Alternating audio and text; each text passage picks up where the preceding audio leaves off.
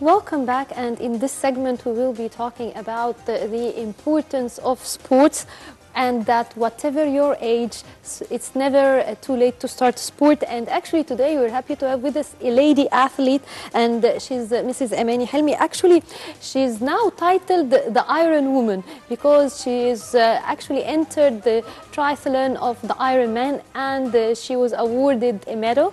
And actually this is quite a hard marathon because you do first you go for a swim, and it's a long swim, and then after that you do biking for almost 180 kilometers, and then you run for 42 kilometers, and it's a one-day activity almost from 8 a.m. till 10 p.m. It's very hard and very challenging, and she managed not only just to join it but also to achieve a medal. Welcome with us. Thank you. It's nice to be Welcome. here. Good morning. Good and morning. We are very much curious to know more about it. How did you start, and tell us more about your experience. First of all, I do love sports, and I always see what sports has done for me in terms of good health and also physique. So I always continued in sports. And the Ironman came very late at age, like you just said. I never thought of it. It really came when my kids went to college. I had more free time. I decided why not, and like I said before. But you started sports since you were young, yes, in general. when I was in school, actually beginning in junior high school when I started, my first sport was basketball. And the nice thing is I never went into one same sport. I changed. And when I found myself in it, I continued. The triathlon came first, which is the Olympic, which is the mini of the Ironman. And when I tried it out here in Egypt, in Sahla Hashish, and I did okay, I decided why not, let's continue and go for more. And so then came the Ironman. It is a big, I did the half Ironman first, and then I did the full Ironman.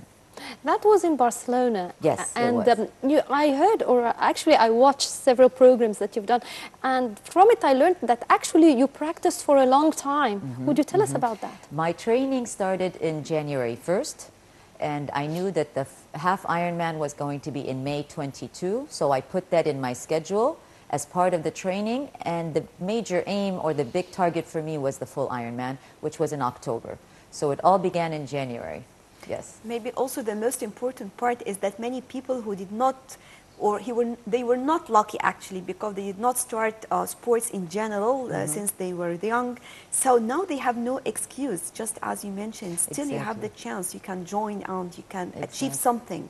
Exactly. I really hope for my achievement. I didn't expect that I would get this much attention, but if it works good for especially for women my age, that I think, you know, here in our culture, once you get married, you do concentrate on your kids, in your family, but you tend to ignore yourself. I'm hoping that this will be a chance for them. This differ with you? Yes, because it made a big difference. I mean, even my kids are proud, are happy that their mother is this way. So why not? If it makes them happy and it makes me happy, makes my husband happy, it's a nice thing to do. Sports is always a good thing, not a bad thing. Now, actually, it's quite interesting that your family came with you and they were supportive, and even they ran with you at the end, some of the distances. Tell me about their experience with you at the track. I remember, they live with me, so they've seen what I go through with my training. My training is really demanding. And I used to train 6 to 7 hours a day. So they see me going out in the morning, and I start my running, coming back, and then back again, and so forth. So they didn't comprehend what was all this until they went to the race with me. And this was my main target too, that they come to see it, so that they see what I worked hard for to achieve. So when they saw this, and they really wanted me to finish by any means. I was a little bit tired during the marathon, of course, at the end of the race. And they were so worried about me, and they wanted to really push me and to help me and to achieve the finish, to reach the finish line. So they decided to run with me. So my youngest son ran first, and then my oldest ran at the end, and it pushed me. It pushed me well. I heard even that your husband ran with you 200 meters. And is that true? Yes, the final, because my husband is not into sports. He's now my major target, that I would get him involved in the sports. But and he surprised me. He was there at the finish line. So the last 200 meters, and he ran quite fast. I was shocked. So tell us more about your daily routine. My daily routine. How do you manage to arrange, or the time management in general? During the training period, okay, I do 3 times a week swimming, and the swimming takes about an hour and a half to 2 hours of swimming in a swimming pool. But you did not start swimming when you were young, as you mentioned. No, swimming was not, to me, swimming was my weakest point. But again, you learn. I really learned. So this is exactly the point, that you were able to be a good swimmer. Yes, at a late age. And especially in the open water, because I was always afraid to swim in the open water. Open water is so different from in a swimming pool. So I learned to swim, and I started to train more and more and get better at it. And this was 3 times a week at the club. And then after I finished that, I go home. I have my breakfast, I have my coffee, I rest a little bit and do my house errands if I have house errands to do. Then I go back to the club for my gym. This I have to do to increase my muscle, my strengthening the muscles. And then I go back home again, take a little bit of rest, and then feed my kids if it's time for them when they come back from college, or my husband. And then at night I go again for my cardio. Cardio meaning I have to do whether spinning, whether running. Usually not swimming. The other days I do spinning and running, but only on Friday is when I do the long rides, because this is such a long race. So what happens is I go to the Sukhna Road, and from there I take on with the bike and usually go to the long distance training there. It's only once a week. Yeah. In one of the articles you've mentioned when they interviewed you that actually one of the main things that help contribute to your health is your food. Yes. Nutrition. Your nutrition. Yes. Would you talk to us about what type of food you eat? Nutrition, I hope people take it in the right way, because really what we really need to know seriously about nutrition is it's a fuel for your body. So you take the right amount of fuel, you will get the better effectiveness of that fuel. If you take too much or too less, it's not going to help you at all. So my fuel was mainly, I have to have protein, of course, for my muscles, and also lots of vegetables, carbohydrates too, as a source of quick fuel. But it's all about the healthy kind of food, you know, not your junk food, not your high in fat food, but good food that helps with my exercise. But talking about your children, I know they're not children anymore, yes. but yes, of course. But in general, when it comes to sports, tell us more about it. Well, now my children, I have 2. One is very much into sports, and the other one is more into academic. They are so different, but yet both of them now, after what they've seen with me, are encouraged, and they want to do what I do. So they were able to participate with me in Sahl Hashish this last tournament, and they even shocked me because I told them, let's go and try it out, and you get a chance to see what the triathlon feels like. And we came in 3rd place. So for them, that's a big achievement. And I said, see, it could happen if you really try. And they were training with me the last part after the Ironman. So they now got to see that how they have to wake up early in the morning and go. And so it teaches them the discipline of sports. And it's nice. I'm hoping it will do them good also when they start to choose their own families and they continue that way. Well, you've mentioned that you started sports at an early age, but actually starting to enter marathons and organized sports activity, that started at a certain point in your life. Would you talk to us about when was it? Yes, that's a very good point, because I feel the older you grow, you are more patient, you have more endurance. The younger generation, they're so active, they want the sports that are so quick and easy. The marathons, this is an endurance sport. The triathlon, or especially the Ironman, it's an endurance sport. There are so many sports that take a longer time. The more you're older, you have patience for it. I believe it worked out well for me. That's why I'm saying it's never too late to go into a marathon. And you know, also I did do lots of my tournaments abroad. So it kind of motivates me and inspires me when I see even older women, a lot older than me, are doing the same sport.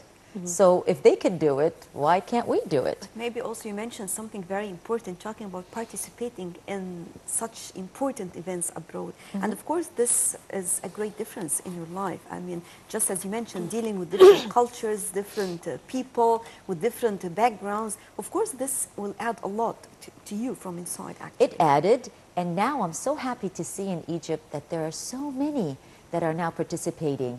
And these are associations, I'm talking about Egyptian associations like the Tri Factory, the Tequatics, Maadi Athletes. All these are groups that are now forming in Egypt to help people like me or any other normal Egyptian to participate in these races. And if they do well in the country, then they can go and try abroad. I understand that you started actually when a friend of yours encouraged you, and at that time you were living in the United States. Now, do you feel that practicing sports in the United States is different than practicing it in Egypt? Yes, of course. That's my only disadvantage here, because why I was motivated abroad is you can do sports anywhere, anytime, any place. Here it's not easy for me to ride a bike in the streets of Cairo. I have to wait until Friday early in the morning to go out to Ain Sokhna and ride my bike. I wish to do it during the weekdays, but I can't because it's not possible. Traffic is not so good. People, especially certain cars, I'm not saying everybody, but they don't give you the way. They do make it difficult for you, and so it's not easy. So I'm really hoping that now people, especially Egyptians here, are getting used to all of us doing sports, that they would allow us to do that without affecting us in our sports. But what about the triathlon in Egypt? It's picking up. It's picking up. Like as we talk right now, there are some of my friends that are now doing their cycling on the Sokhna Road. There's a big tournament coming up for Dubai Half Ironman.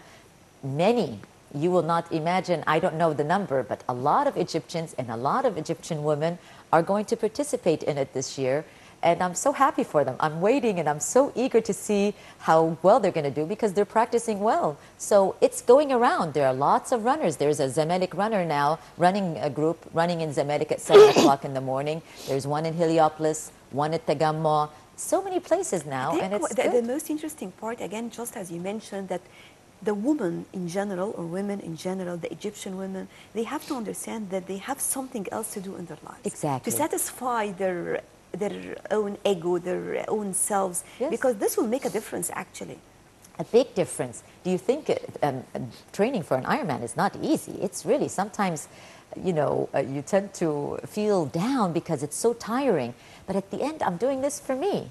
And achieving the goal, the medal when I crossed the finish line, to me, that's a feeling I could never, ever have imagined it would happen to me. But it feels good. It makes me feel good. If I met the challenge, you'll be able to be with your family, as you mentioned, because some others, they dedicate themselves to their children, to their life. And they lose themselves. Yes, at the end, they won't be able to continue. No, yeah. I mean, I'm considering it my medicine of life, really. It's instead of taking medicine every day, I take sports every day. Now, actually, you've participated in many marathons, including the Luxor Marathon in 2003. Right. How was that? And is it easy to run on a terrain that you haven't practiced before? Usually, marathons are done on the asphalt street pavement, right. So you do have to train on that. So that's also good. The only thing I have to say, the advantage of having training in Egypt is it's because we have so many obstacles here, bumps and ditches and water, and so it makes it easy for us to perform when we travel abroad. To me, the race for the Ironman was really so nice and smooth because of what we have to go through here in Egypt.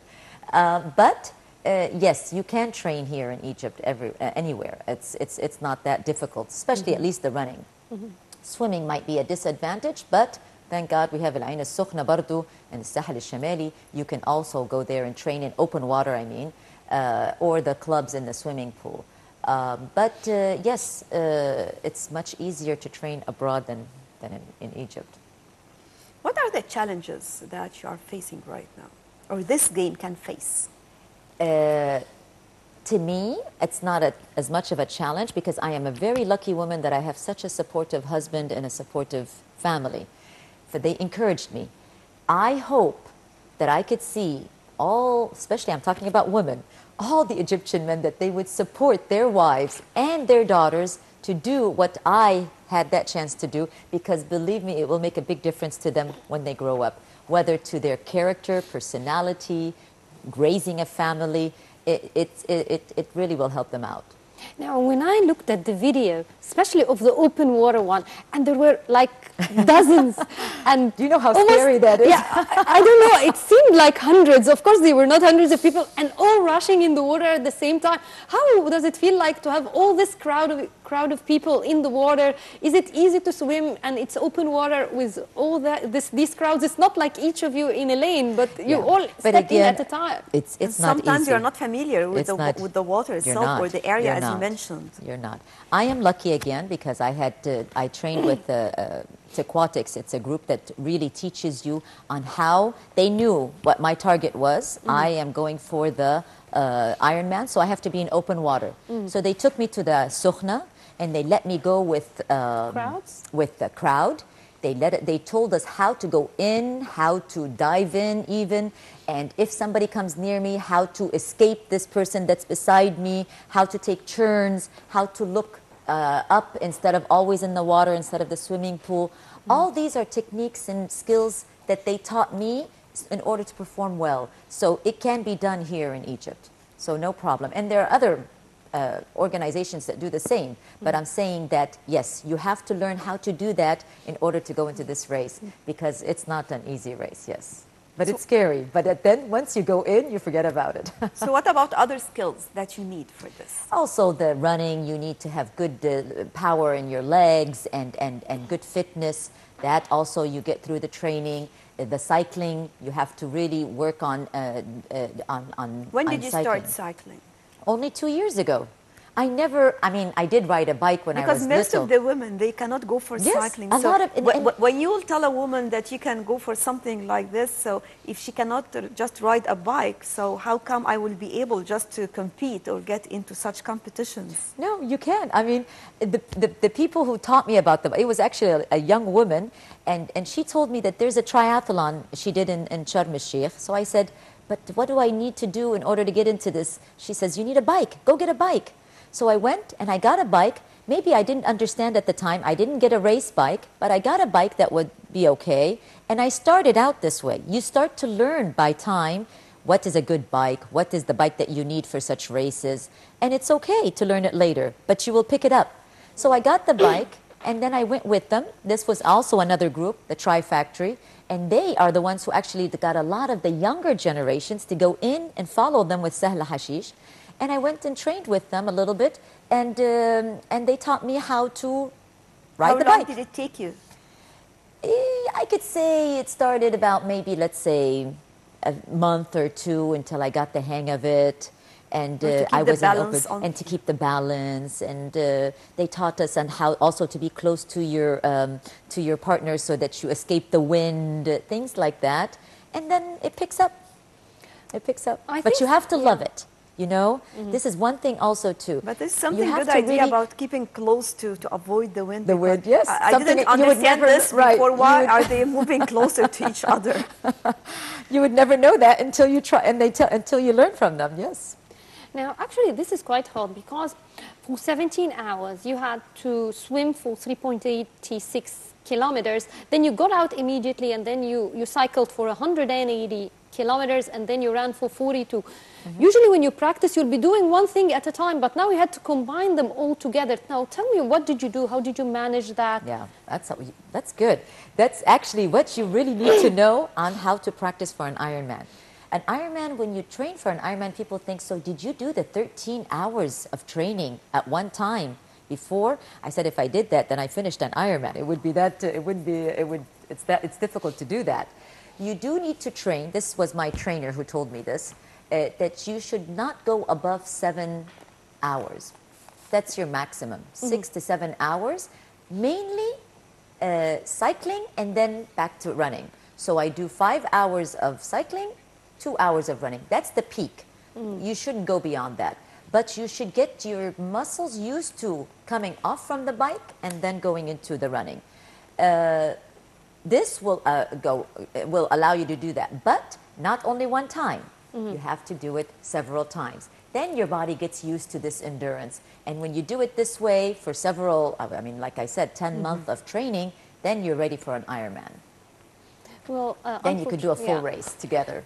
Yeah, we need to talk more with you, but unfortunately the time of the episode is out. So I'd like to thank you very much, lady athlete, Iron Woman. Thank you. Mrs. Amany Helmi Khalil, thank you very much for this interview. Thank you for having me. Thank you for having me. And before we wrap up the episode, I'd like to thank my colleague and friend, Nashwa Rashid. Thank you very much, Nashwa. Thank you, Rashid, very much. Thank you, all of you, for us on this episode of our breakfast show, and remember to join us again tomorrow same time with our colleagues. So till then, thank you for joining us, and stay tuned for more coming up on Nile TV International.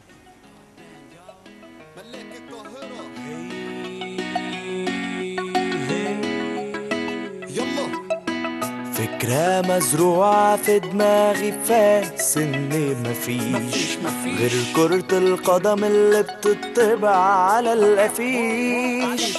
فكرة مزروعة في دماغي فاس إني مفيش غير كرة القدم اللي بتطبع على الأفيش. سألت واحد تعرف إيه عن الرياضة؟ قال لي الأهلي والزمالك، ولا أنت فاكرني هندي؟ هي ناس كتيرة فاكرة إن مفيش رياضة غيرها، واحنا جينا بكل بساطة نغير لكم فكرها. عندك مليون رياضة، عندك عجلة، عندك باركور، عندنا كتالوج مليان دوار ممكن تكون مشهور. لو كنت قاعد متقدر أو كنت زهقان مخنوق، شغل محرك طيارتك ويلا طير بجنون. المهم سنك كام عشان تلعب رياضة، المهم يكون جواك عزيمة وإرادة. فكرة مزروعة في دماغي فاس إني مفيش غير كرة القدم اللي بتطبع على الأفيش. فكرة مزروعة في دماغي فاس إني مفيش غير كرة القدم اللي بتطبع على الأفيش. مسكت المايك قلت أقدم برنامج للرياضة، أثبت فيه إن في بلدنا مليون رياضة. لو سنك كان صغير أو كنت راجل عجوز، وضرب عليك روكي everybody can choose. أصل الرياضة للجميع، ناس كتيرة